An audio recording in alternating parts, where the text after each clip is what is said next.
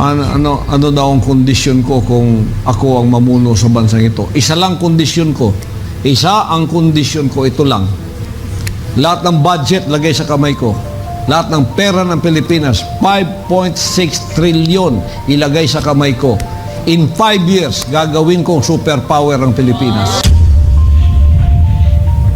Walang makikialam na magnanakaw kahit 5 pag kayo ay tumulong sa akin. Bansang Pilipinas, bigyan niyo ko ng 5 years, tumabi kayong lahat. Bigay niyo lahat sa kamay ko ang pera. Kukuha ako ng mga mabubuting tao katulad ko. Ipaplano ko buong Pilipinas mulang Luzon, Visayas at Mindanao. 5 years, superpower kayo. In 5 years, pag hindi natupad yung sinabi ko, bitayin ninyo ako dyan. Pero tumabi muna kayo, huwag kayo makialam.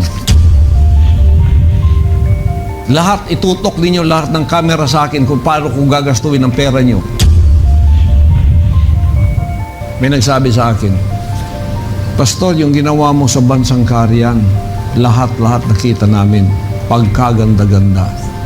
Kung ikaw naging presidente ng Pilipinas, ganda siguro ng bansang Carian, no? Sabi ko, wala akong ambisyon na ganun para sa bansang Carian, sa bansang Pilipinas. Dinadalangin ko lang. Kasi hindi ko ministry yung maging politiko. Maging politiko ako katulad nyo. Yan, nakatali na rin ang kamay kong katulad ninyo. Ang gusto kong gawin, hindi ko magawa. Kahit hindi ako magnanakaw, ako sana kong nagnakaw pag kami ginawa akong mabuti. Di ba? Gayon nga, hindi ako konektado sa gobyerno. Lahat ng akusasyon pinupukol sa akin imbis na ako'y pasalamatan Di ba? So, ano daw ang kondisyon ko kung ako ang mamuno sa bansang ito? Isa lang kondisyon ko. Isa ang kondisyon ko, ito lang. Alisin ang Senado, alisin ang Kongreso. Lahat ng budget lagay sa kamay ko. Lahat ng pera ng Pilipinas, 5.6 trillion ilagay sa kamay ko. In 5 years, gagawin kong superpower ang Pilipinas. Wow! Walang magnanakaw kahit 5 at walang makikialam na magnanakaw kahit 5 pag kayo ay tumulong sa akin. Walang magnanakaw na katulad ng nakikita natin ngayon. Gusto kayo tumulong sa akin, you must be super honest when it comes to pera. Ganon. Yan ang totoo. Nakita niyo yan sa bansang Carian. Maraming may akusa sa akin sa bansang Carian ng mga ulupong dyan, pero financial, tanungin ninyo ang buong kingdom citizens. Bansang Pilipinas, bigyan niyo ko ng 5 years, tumabi kayong lahat. Kayong mga nag-aaway-away sa demokrasya na ito, pinag-aawayan ninyo, isa lang, pera lang bigay niyo lahat sa kamay ko ang pera. Kukuha ako ng mga mabubuting tao katulad ko. Ipaplano ko buong Pilipinas mulang Luzon, Visayas at Mindanao. 5 years, superpower kayo.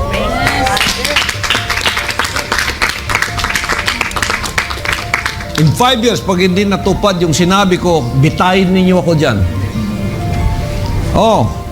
Pero tumabi muna kayo, huwag kayo makialam. Gusto ninyo ng fiscal honesty? Lahat, itutok ninyo lahat ng camera sa akin kung paano ko gagastuin ang pera nyo. Paano ko itataas ang bansang ito?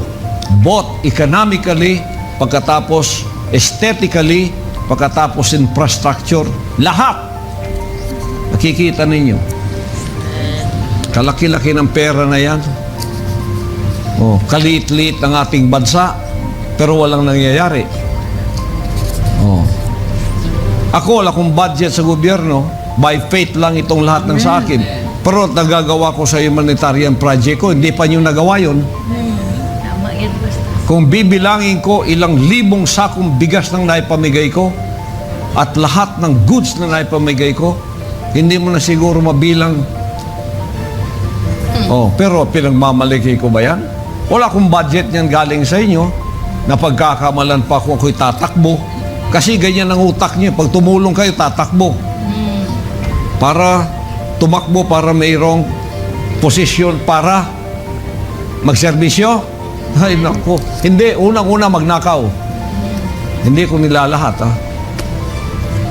Kaya kami ni Pangulong Duterte, nagkakasundo kami pagdating dyan.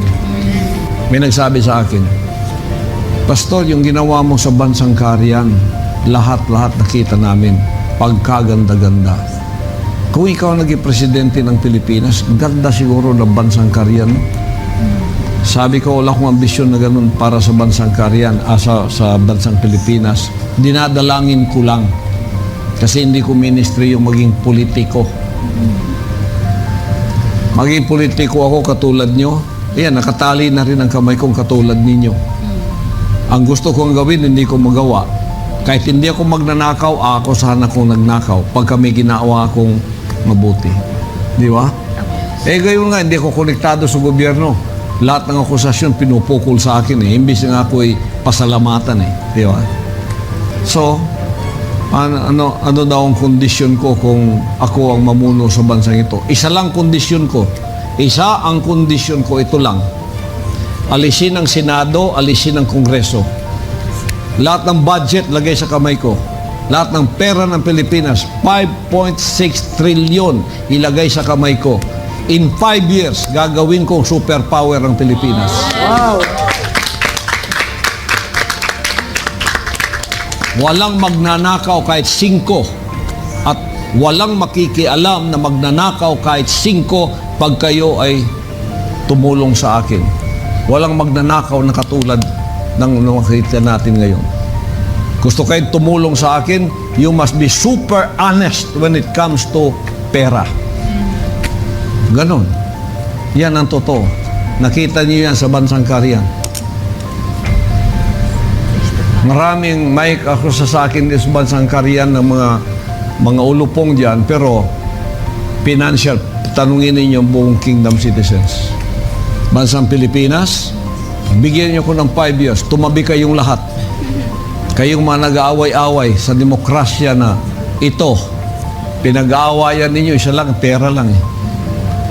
Bigay niyo lahat sa kamay ko ang pera, kukuha ko ng mga mabubuting tao katulad ko, ipaplano ko buong Pilipinas mulang Luzon, Visayas at Mindanao. 5 years, superpower kayo.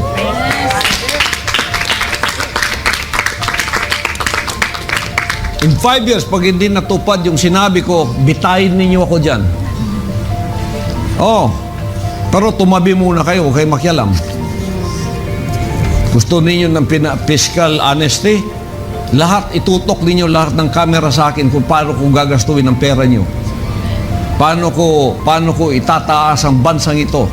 Both economically, pagkatapos aesthetically, pagkatapos infrastructure, lahat. Nakikita ninyo. Kalaki-laki ng pera na yan. Kaliit-liit ng ating bansa, pero walang nangyayari. Ako, wala akong budget sa gobyerno. By faith lang itong lahat ng sa akin. Pero nagagawa ko sa humanitarian project ko, hindi pa nyo nagawa yun. Tama yan, Pastor. Kung bibilangin ko ilang libong sakong bigas ng naipamigay ko at lahat ng goods na naipamigay ko, hindi mo na siguro mabilang. Pero pinagmamalaki ko ba yan? Wala akong budget niyan galing sa inyo na pagkakamalan pa kung ako'y tatakbo. Kasi ganyan ang utak niyo. Pag tumulong kayo, tatakbo. Para tumakbo, para mayroong posisyon para magserbisyo. Ay, naku. Hindi, unang-una magnakaw. Hindi ko nilalahat, ha. Kaya kami ni Pangulong Duterte, nagkakasundo kami pagdating dyan.